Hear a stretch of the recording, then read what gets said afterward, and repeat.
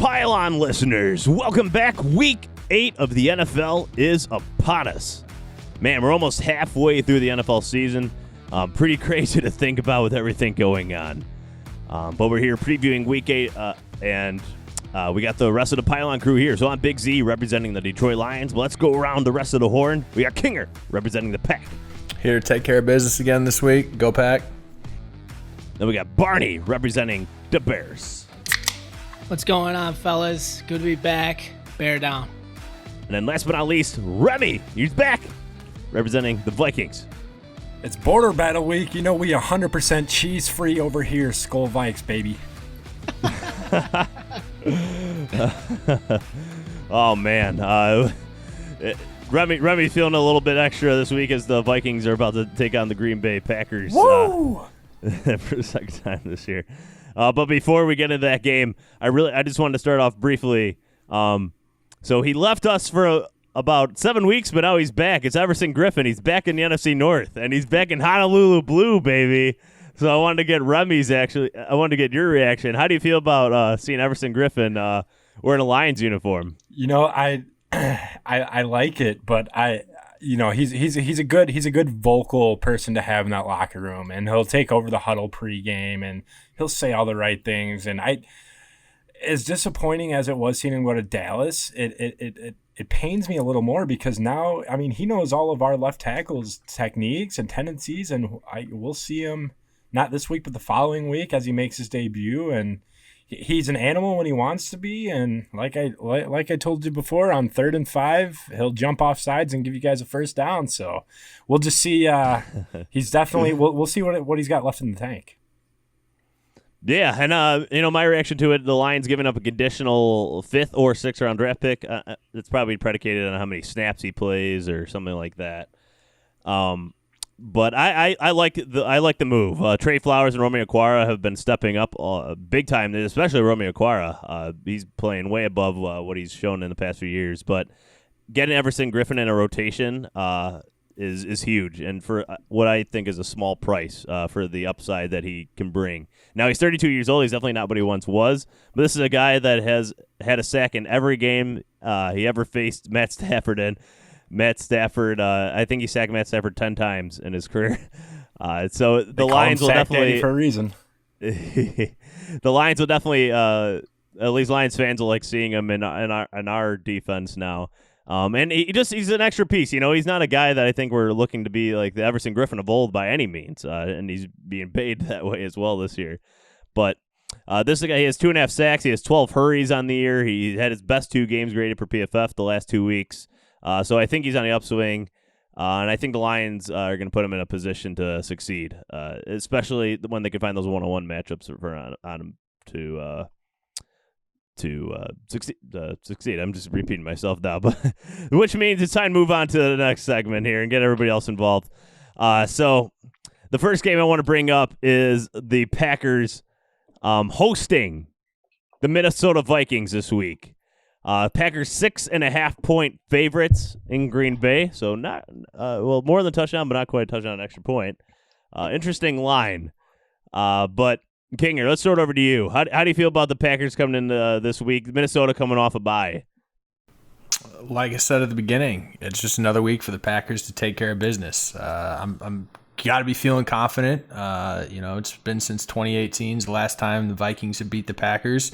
It sounds like Remy's fired up, over there, and I'm sure Vikings fans are. But from a Packers perspective, I don't know if there's been maybe less hype or excitement around a Packers-Vikings game in some while, at least in my opinion. The Vikings seem to be pretty battered, pretty lowly. Yes, off the bye, you can never count them out because they do have potential when they play well, but you got to be feeling good or I'm feeling good from Green Bay's perspective, right? I mean, it seems like we're trending in the right direction with injuries. So hopefully going to have some guys back this week, and the Vikings seem to be going in the opposite direction when it comes to that. So, even more so, I expect the offense to continue to be full steam ahead and, continue to make it tough for the Vikings defense. Yeah, and Remy, is Dalvin Cook healthy this week? Dalvin Cook is healthy and will be playing this week. Who isn't healthy, though, is our 1 through 4 corners. So if you have Aaron Rodgers in fantasy, start him.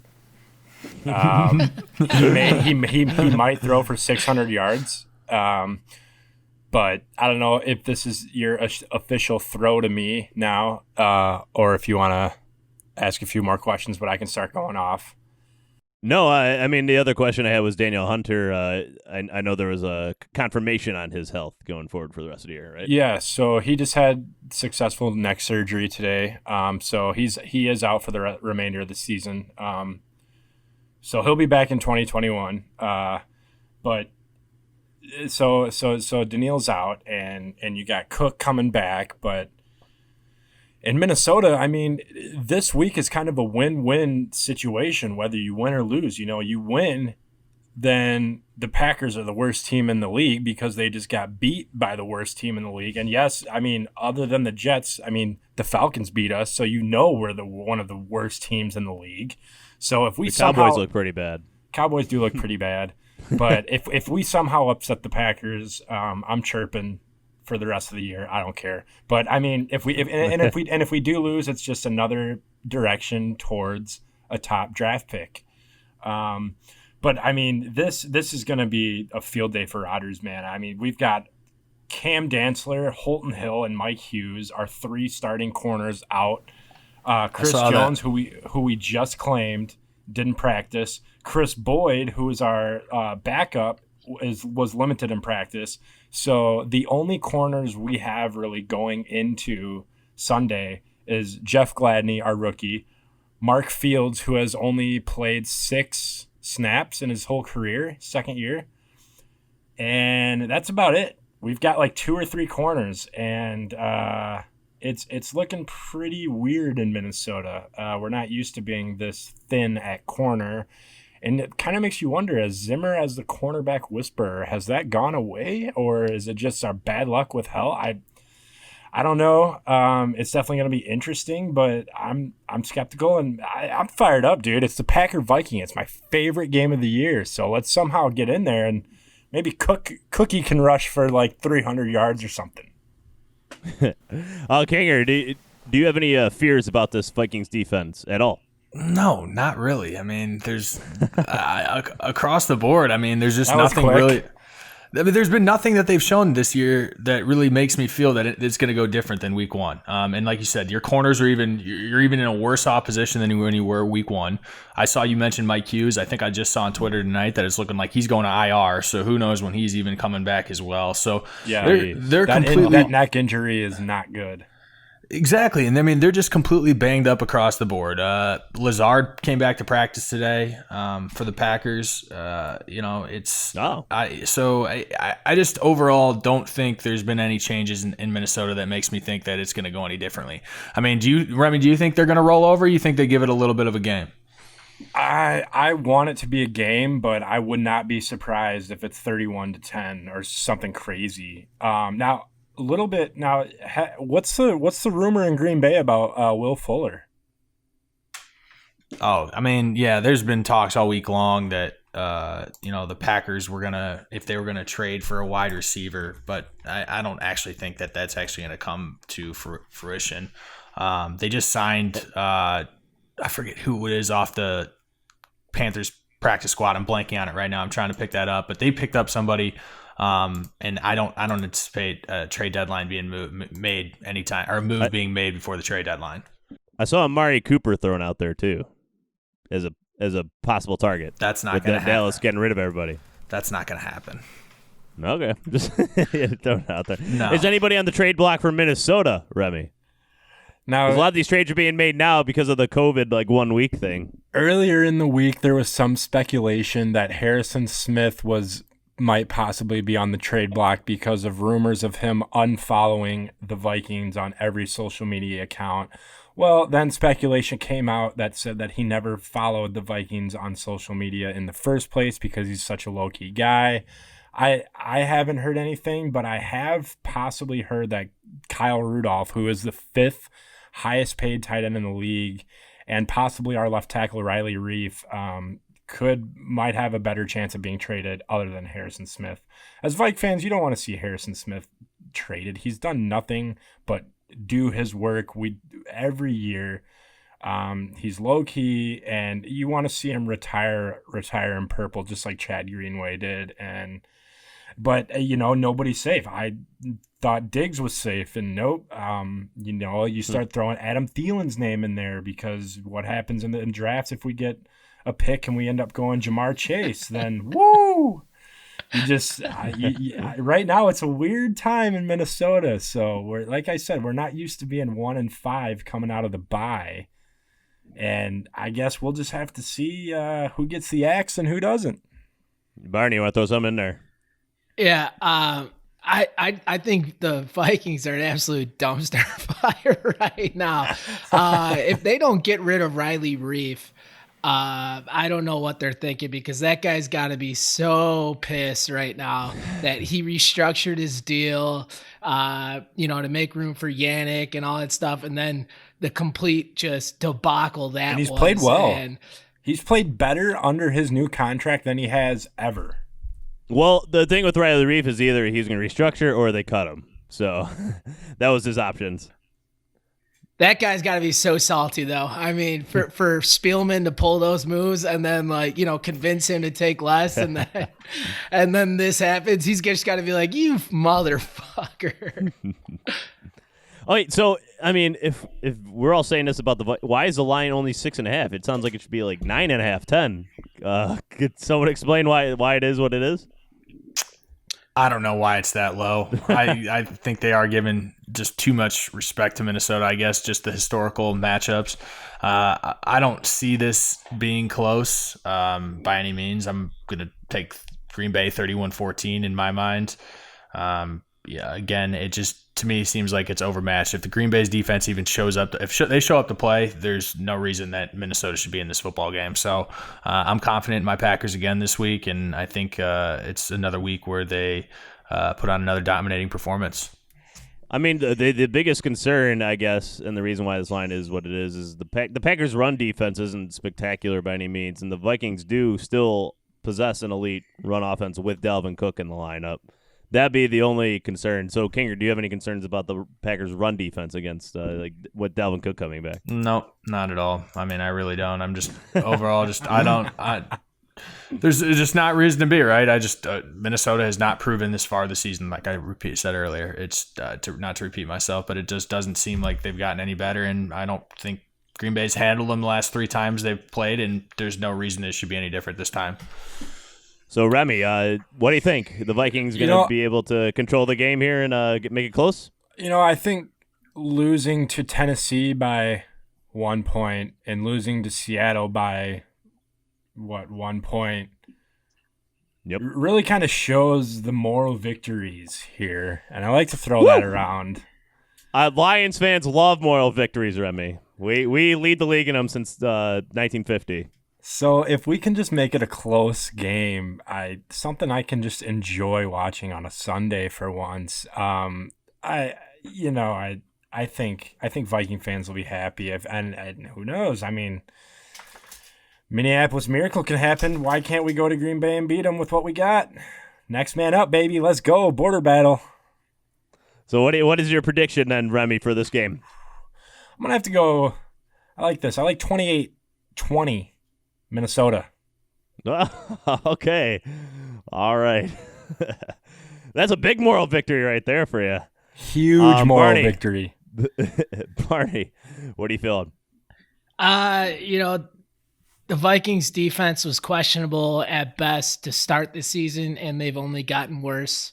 I think Green Bay is just going to blow the door off the game, and I think it's going to be 31-13. Wow. Okay.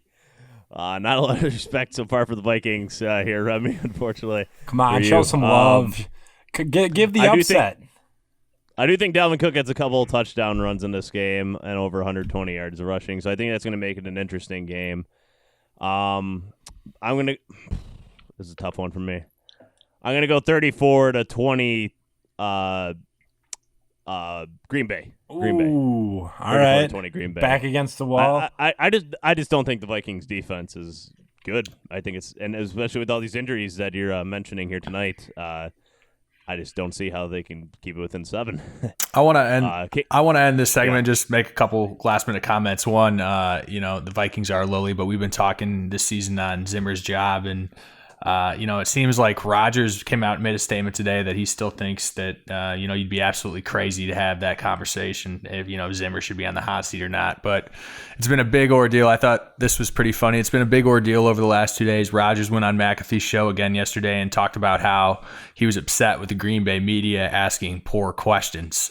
He gave a little attitude last week, and so today, Mike Zimmer was getting interviewed by the Green Bay media, and he went out of his way to make a comment about how he thought that the Green Bay media was asking the best questions that he'd been asked all season long.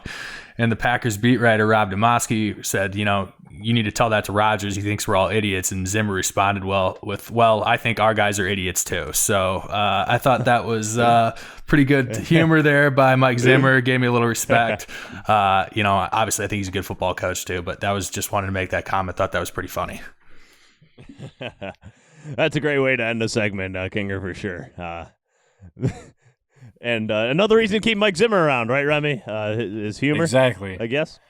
Exactly. No, I don't think he's. I think Zimmer's here to stay, and it'll be okay. Viking fans, relax. All right, let's move on to the next game now. It's also a noon game. The Lions underdogs, 3-point underdogs at home against the Indianapolis Colts. So Lions are 3-1 on the road this year, 0-2 at home. I should note. They need that crowd back. They need a sold out Ford Field to make it loud.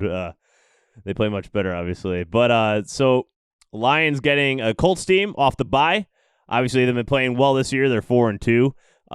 Huge comeback off the Cincinnati Bengals game. They're down 21-0. End up winning 31-27.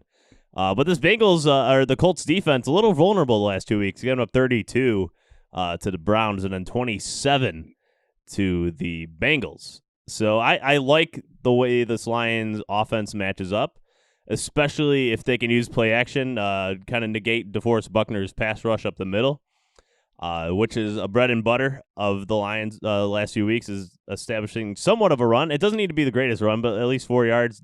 Use DeAndre Swift more, please, for the love of God. Use him more. Adrian Peterson, we have great respect for him, but he should be getting 5 to 7 carries a game, not getting more than half the snaps, especially on 4th and 3rd and short. DeAndre Swift is 8% better at converting those short downs. Now, a smaller sample size, but that's also part of the problem, is that it's a smaller sample size. DeAndre Swift needs to get the ball more. He's a significantly better running back. He's just younger. He's got fresher legs. He just looks so much better.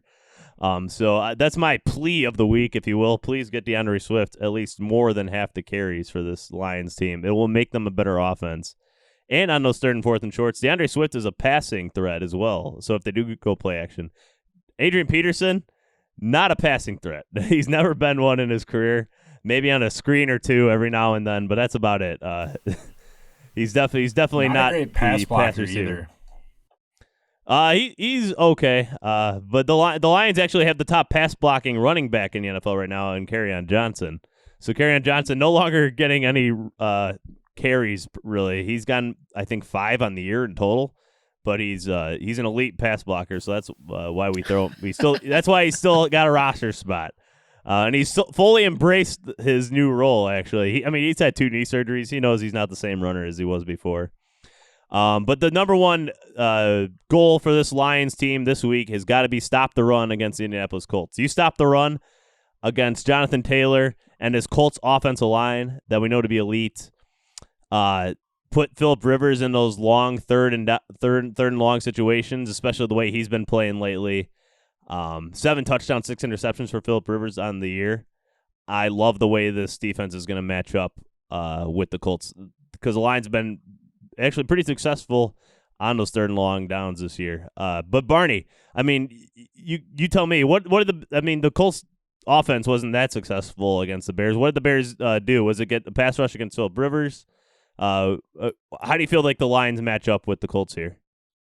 Well, with the Bears, we just kind of made them one-dimensional. We said basically, hey, we're gonna defeat the pass. We're not too solid in the run game, but we're going to make them beat us that way.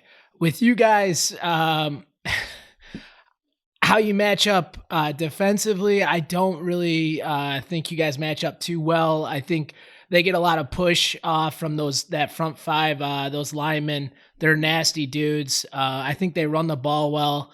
I think they're getting a couple guys more healthy in the pass game. I think they're getting Pittman back.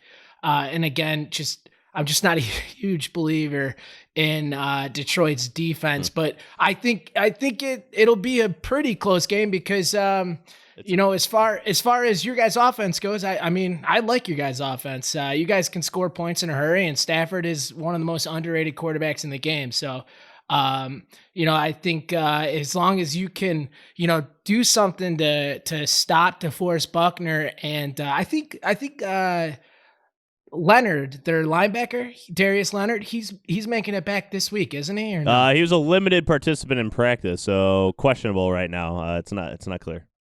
Sure. What was his injury? Do you know? Something with his knee. That's all I know. That's what it's listed on the injury report. Okay. Well, if he's groin. in, Groin injury.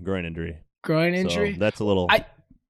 I gotta say though, like being a team that with the Bears who have always had a good defense and you guys have had a really good offense, you guys have been able to put points up by quick passes, slants, spreading out the and getting the defense winded. So if I don't really think it's that big of a deal that they have a suffocating, interior D line because you guys don't run the ball usually well normally. Right. So I think it matches up well for you guys on offense. So it'll be an interesting game. Yeah. And I'm looking at that Bears game and just looking at the box score. So Indianapolis had 103 yards rushing, but that was on 38 attempts, 2.7. But the Lions defense it's improving. They found the guys on the early downs to stop the run. That was their biggest issue this year was stopping the run in those early downs. Even in that first game against the Bears, Barney, the Bears were running all over the Lions, and that hasn't happened the last 2 weeks against pretty decent running teams, the Jaguars and the Falcons. They're both middle of the road rush offenses, and they've shut them down. 44 yards against the Jaguars, 66 against the Falcons. So I like the way the Lions match up here. I like the way their defense is trending. But let's go around really quick and get our predictions. So Barney, since I'm kind of talking with you about this game, what do you feel? I think this is going to be a close game. I'm going to say 24-21 Detroit. Oh, come on. No, you got it. No. 24-21 Indianapolis. You son of a bitch. I almost went your way, but I can't do it just fundamentally. Oh, my goodness. All right, Kinger, what do you got? I'm leaning Detroit this week, to be honest. Some of these stats that you mentioned, just overall how the Colts defense has been vulnerable the last couple weeks. I'm still not sold on their offense as a whole. I think Detroit does have some momentum. This feels like a game that Detroit should stick around, and quite frankly, I think if they find a way to stop the run, they are going to be successful in this game. I do think it's going to be close. I'm going to take the Lions 24-20. I like it. Let's go, baby. Remy, what do you got? Yeah, I think that win that you guys had last week really just hypes you guys up, and I'm bought in. Oh, I'm hyped up. I'm bought in. Hawkinson. I love it. Hawkinson showing on National Tight End Day where the real tight ends go to play football, and that's the Iowa Hawkeyes. But no, I like Detroit in this one. I think it 21-17 Detroit. Oh, yeah. Let's go, baby. I got 27-20 Lions in this one as well. I think Swift has over 90 yards rushing in this game, too. And I think Philip Rivers is definitely going to throw a pick. I'm not sure to who, but I like the way Philip Rivers is playing right now. He's trending very much to the same stat line he had last year. I think he had it was 23 touchdowns and 20 interceptions. He's at 7-6 right now. He's just not the same quarterback he once was. And this is a pretty banged-up offense for the Colts, I should mention. All three of their tight ends did not practice this week. Mo Alley Cox, Trey Burton, Jack Doyle. So they're hurting a little bit. T.Y. Hilton can't catch the ball to save his life this year. I don't know what the hell's going on with him. But he's struggling mightily. I think he's leading the league in drops, and that's their highest paid wide receiver. So I like the way our defense can at least hold them. They can hold the fort to 20 points, and the Lions' offense gets it done just enough. So that's three against one, Barney. You're the and you said Detroit momentarily there. 3.5 against a half. But let's move on to the last game of the NFC North schedule, and that is the Chicago Bears at home against the Minnesota Vikings. And Barney, just like my Lions, the Bears, underdogs at home. But you are 4-point underdogs at home against the New Orleans Saints. And 43.5 is the over-under. Every Bears game going forward is going to be extremely low over-under, isn't it? But tell us how you're feeling, man. It doesn't look like Michael Thomas is going to be playing in this one either. Yeah, I'm looking forward to this game a lot, guys. We're staring adversity in the face right now. We're, just like you said, we're home dogs. I would say 4 points is pretty big home dogs. So that's a bit of a slap in the face, and rightfully so. We just absolutely got murked versus the Rams. But, this is a tough opponent. The Saints, on offense, they only have 2 games where they didn't score 30 points. So that doesn't bode well for us in case it's going to be a shootout. And they do it really a number of ways. I mean, they're very balanced. Alvin Kamara, he's not having the greatest year, but he's so effective in key situations.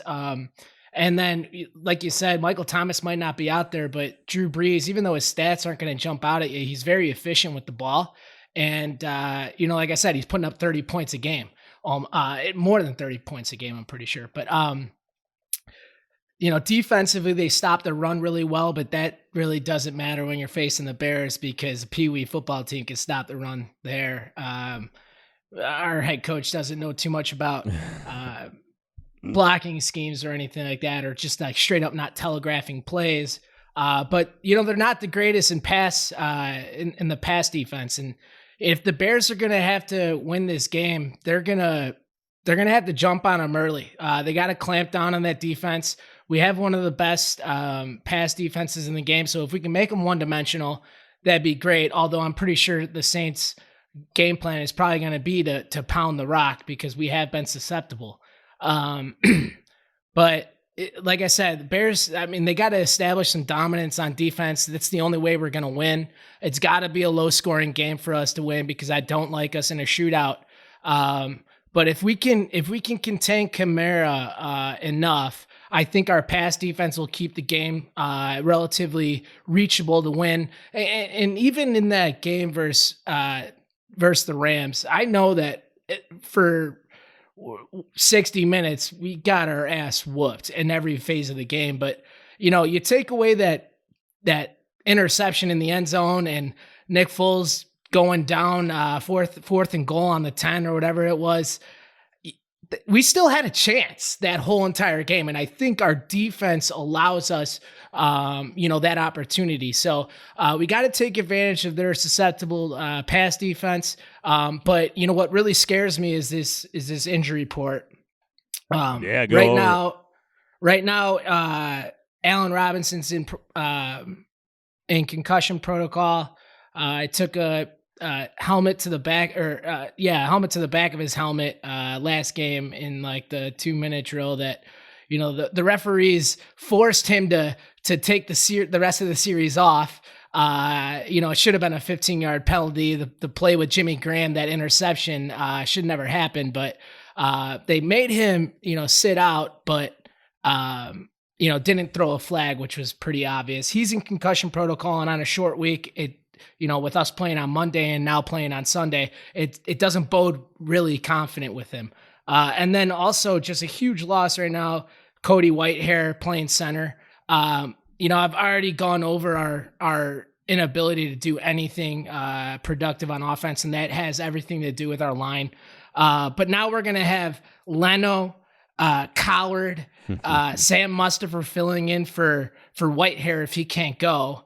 And on the other side, it's going to be Ifedi and Massey, and that there isn't a single one of those guys that I am like proud of, that I think can hold off somebody like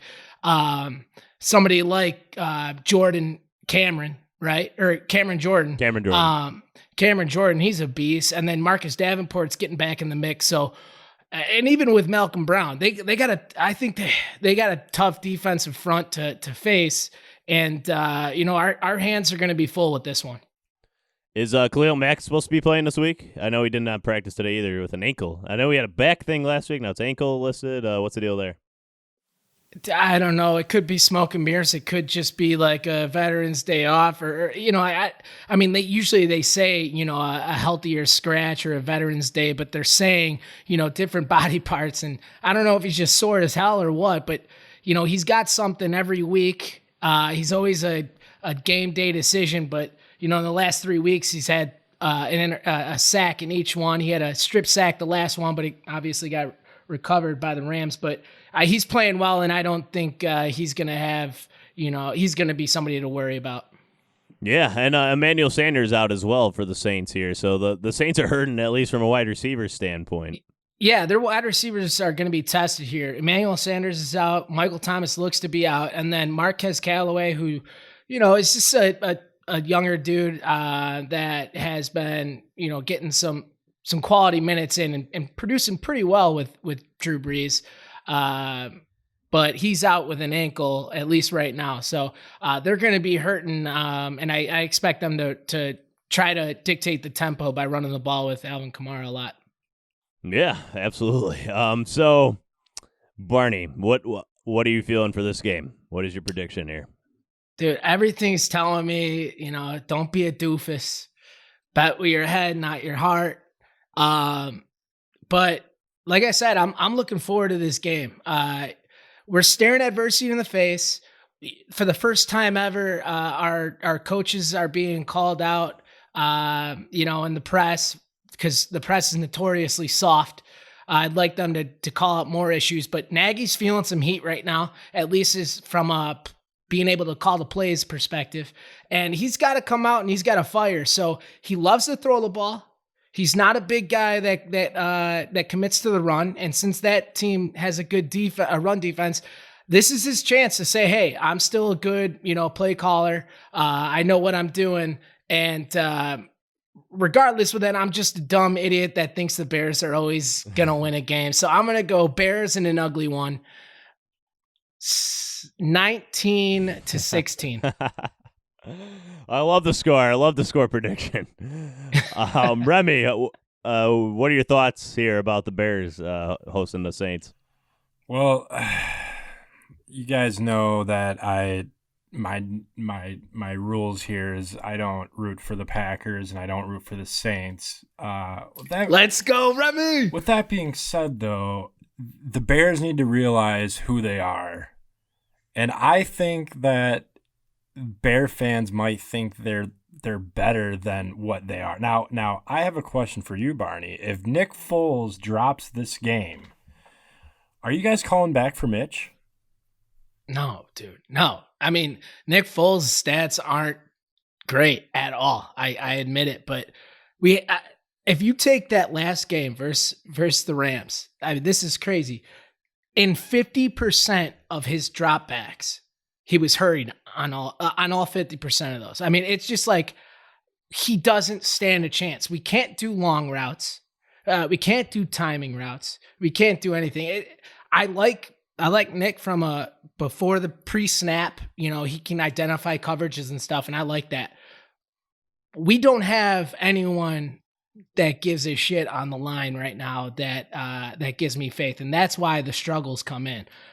When you're being hurried and you're throwing the ball before breaks are even made, you don't really stand a great chance. So I don't think Mitch is close to coming back, at least right now, because what the protection that Foles has is just bullshit. Yeah. So Remy, give your prediction here. Back to me. I'm gonna have to bet with my heart on this one, and because I Let's really go. I really don't like the Saints. Really don't like the Saints, and for valid reasons. But no, I again, an ugly one. Maybe not quite as ugly, but we're gonna have to go within 3 points. It's gonna be 20-17 Bears. That's one of your golden rules, right? You don't take the Packers or the Saints, right? Oh, that's the number. That is the golden rule. Yes. All right, just remember that, listeners. That's all I'm saying. Kinger.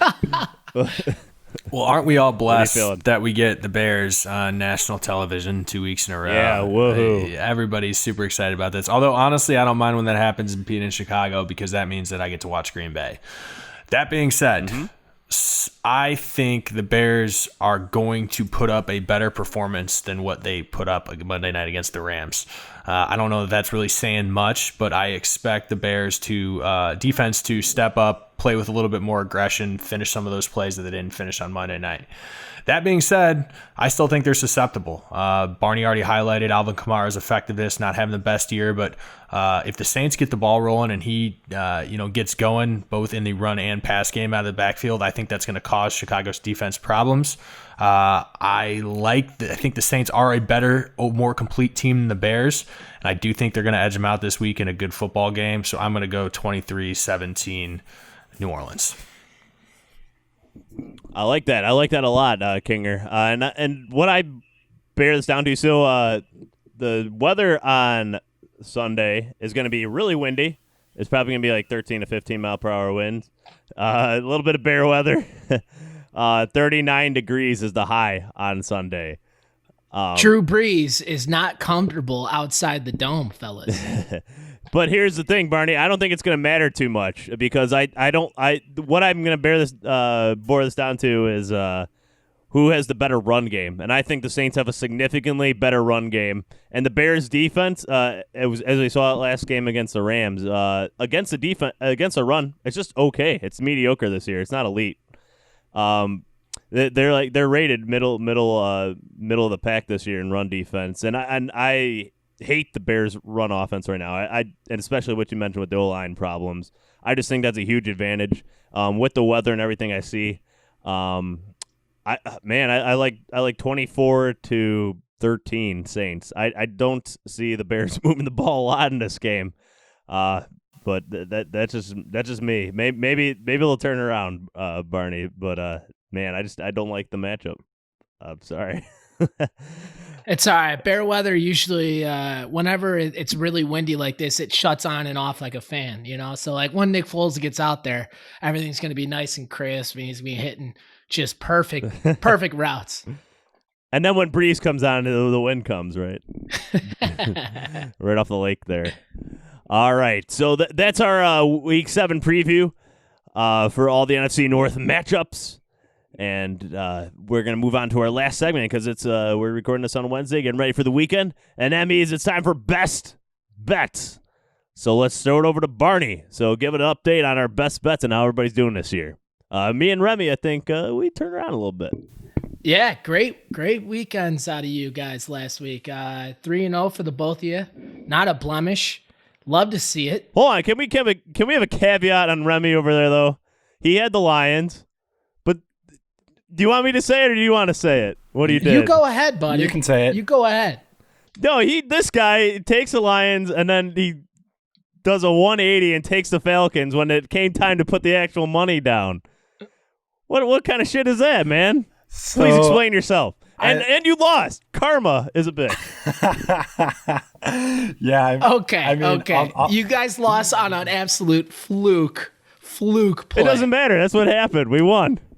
I'll take a victory on the podcast over a little $5 parlay anytime. I was just we'll say I was in a hurry and needed to get out of the casino. All right, Barney, I'm sorry to interrupt, but I just had to note that about Remy there. Go ahead. No, you did good. You guys did great last week. Not a good showing by Kinger and I. But whenever it's like golf, whenever I have the worst shot ever, my next one's the best, so this weekend I'm feeling really good. I'm going to start. What are those standings? What are the standings at? The standings are so in first. I'm still in first with 13-8 with that bad week. Then it's Big Z with 12-9. And then Remy, you surpassed Kinger. Oh no! With the 12-10-1 record. Man. And Kinger, you're 9-11-1. Oh, Kinger. So hey, at least it's your a team's minor in first. setback. At least Kinger's team's in first place. That's what he's got going for himself. Yeah, we're on one of the worst 30-day gambling stretches of all time here, if we're being honest, boys. So things can only go up. This is the week that we get a turnaround. Started off well. It's been a little bit of a struggle, but we're coming back. All right, so Barney, take it away. What are your best bets this week? Minor setback to a major comeback, baby. Let's go. First game, I don't really understand why this line, why the Vegas is a dog here. I actually think Vegas is a pretty decent team. They run the ball real well, but they're getting 2.5 points versus the Browns. I like that even if OBJ was in. Like I said, I don't understand why. I'm going to take them as 2.5 dogs right now. The second game, and I want to take Green Bay, but I have a feeling Kinger wants to take Green Bay because of that big point projection. So I'm gonna let him duke it out with Remy. I'm gonna go with Tampa Bay laying 10.5 versus the Giants. Just a really good defense, and ever since they played the Bears in Week 3, I think it was, Tom Brady's been like number 1 in every statistical QB category except for rushing. So he's on fire. That defense is killing it. I think they cover the 10.5. And then, you know what? I got to get you back, Big Z, for betting against my Bears on national telly. I like Indy to just swallow you guys up. They're laying 2.5. They're in a dome. You guys don't play well at home. I'm going to go with Phillip Rivers and his 28 kids to make sure they cover. So, Barney, I'm looking at a different betting site here, and I have 3 points in the spread. So, what if it's 3 points? Would you still take Indianapolis? What are you taking them up to? I mean that I like the fact that it's not a field goal yet, because I do have a lot of respect for Detroit's offense, and Matthew Stafford is just a backdoor cover waiting to happen. But maybe I don't love it if it goes really to 3, or 3 is all right. I guess it would push, but 3 is where I would probably stop it. I'd probably hammer the Green Bay game if it got above that. All right. So those are Barney's best bets. That's what's going to turn it around for him this week. You're pretty confident. You're pretty confident in those, right? I hope. You're still shaking off from the last weekend. That's all. You just need like a good Thursday night to get you back in the confidence. There we go. Let's shoot it over to Remy. Remy, what do you got for this? Your 3 best bets for the week 8 of the NFL here. So yeah, first of all, I think this is just going to be an easy given one. I like the Rams minus 3.5 against the Dolphins. That'll be a fun one. I'm really bought into the Rams this year for some reason. I don't know why. And then, of course, I got to go with the Chargers minus also 3.5 against the Broncos. Herbert continues to impress, even though Noah Fant's my guy, tight end Jew. Again, I will say it out of Iowa. But Chargers minus 3.5, and then last but certainly not least, we got Philly minus 8 against the Cowboys, which we said it before earlier in this podcast. The Cowboys might be one of the worst teams in the league. So if you want to make some money, take those bets, because as you heard, 3-0, baby. All shoot right, or man. shoot, baby. Although a caveat on one of them. I wouldn't care if it wasn't you turned face against my team, but I took my mask off real quick. Yeah. All right, Kinger, let's shoot it over to you, man.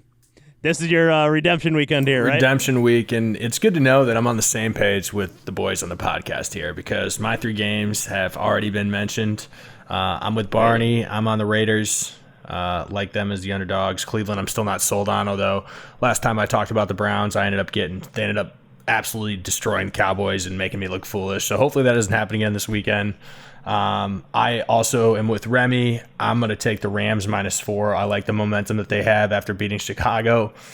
Tua's got a big task. His first start as an NFL quarterback. Going against Aaron Donald, a very good defense. I think he's going to start slow. We'll see how he adapts from there, but I like the Rams to jump out early, and that spread to me seems a little low. So I'm on them -4. And then final game, Barney said it for me.